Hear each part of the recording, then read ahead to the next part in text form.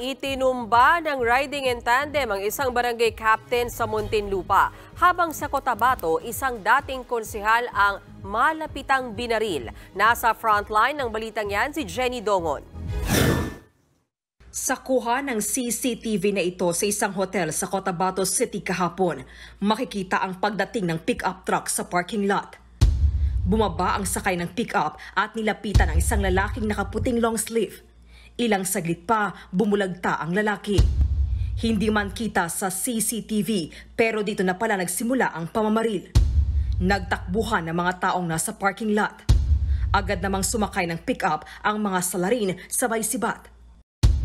Sa isa pang kuha ng CCTV, makikitang nagtakbuhan ng mga tao na nasa labas ng hotel. Ilang saglit pa, dumaan ang pick-up truck ng mga sospek.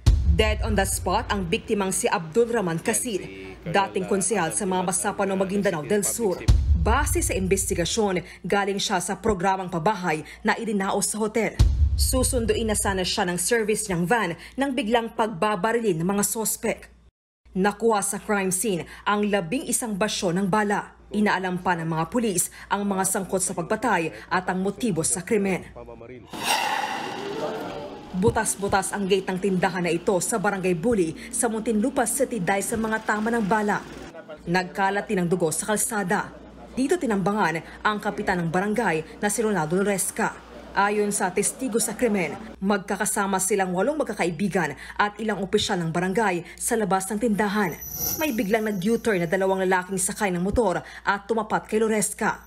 Tumayo ang rider sa motor at malapitan itong pinagbabaril ang kapitan. Sinugod sa ospital si Loresca pero binawian din ang buhay. Inaalam pa ang motibo sa pamamaril pero naniniwala si Muntinlupa Mayor Rufy Biazon na planado ito. Bumuo na ang Muntinlupa Police ng task force na mag-iimbestiga sa pamamaslang. Nagbabalita mula sa frontline, Jenny Dongon, News 5.